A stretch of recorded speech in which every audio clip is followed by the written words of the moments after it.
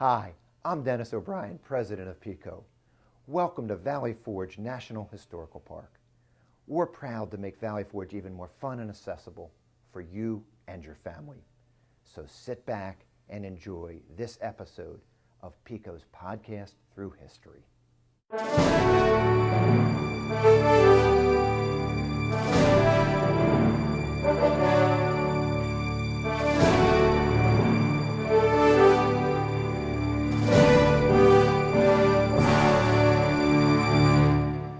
Baron von Steuben, in these last 4 weeks, you have made great progress. Thank you, Your Excellency. There is much more to be done. I hope I have lived up to your expectations, and with your permission, I should like to continue.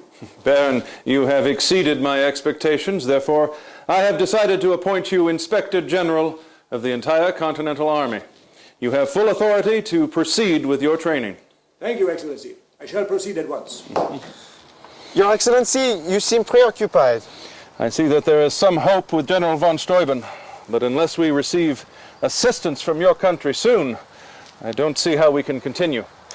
Your Excellency, you and I both know that King Louis has been supporting our cause from the very beginning. I am well aware, my dear General Lafayette, that we have been receiving secret assistance since Lexington and Concord from your country, but we now need open support from Europe.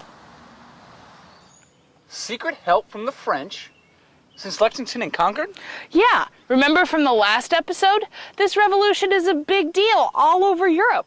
We get lots of people from all over the place. I guess that makes sense. I mean, the French and the English have been enemies for centuries. Exactly. And with this rebellion against the English, the French are loving it. They've been supporting the revolution quietly since the very beginning. And what we know now, but what General Washington and others are waiting to find out, is that the efforts of Benjamin Franklin and others have inspired the French to join us and declare war. The general is so upset. The army continues to make progress under von Steuben, but the rate of illness remains so very high. His Excellency puts on a very brave front. I am honored that he shares some of his inner thoughts with me. When I first heard of this rebellion, it was August of 1775. I was dining with the Duke of Gloucester, and he was speaking about the Americans' desire for freedom. This inflamed my heart, and I resolved to come to America. When I arrived before Congress, the reception was cool and uncertain as to what to do with me.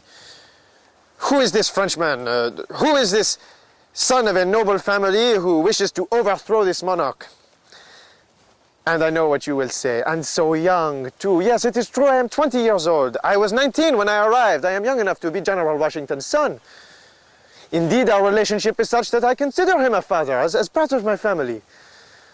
Mais de toute façon, anyway, I said to the Congress, after the sacrifices I have made, I have earned the right to 2 favors. One of them is to serve your cause at my own expense. The other is to serve at first as a volunteer. When I told them this, they gave me the rank of Major General. It was July 31st of 1777. The very next day, I met His Excellency. Oh my goodness, this guy's only 20 years old. He's just a kid and a nobleman from France. He gets appointed Major General by the Continental Army, and the very next day meets General Washington. What's Washington supposed to do with him? Yeah, I know. The Marquis de Lafayette had never been in battle before and barely spoke English. Lafayette's first test came at the Battle of Brandywine, barely a month later. Where the Americans were defeated by the British in their efforts to capture Philadelphia. Lafayette stopped a British advance that day, proved himself to General Washington, and got a wound in the leg. General Lafayette, I wanted to personally deliver you this news. In these dark times, great providence has shone upon us. The efforts of Dr. Franklin in France have borne fruit. Treaties of alliance have been signed between the French government and the American delegation. My country has at last taken action. Oh, how I love the American cause with the greatest enthusiasm. We will have a celebration of this new alliance. I will give orders that the entire army will celebrate. Cannons will be fired, muskets will be discharged, and we will have them shout, "Long live the French King! Long live the friendly European powers! And finally, long live the American states!"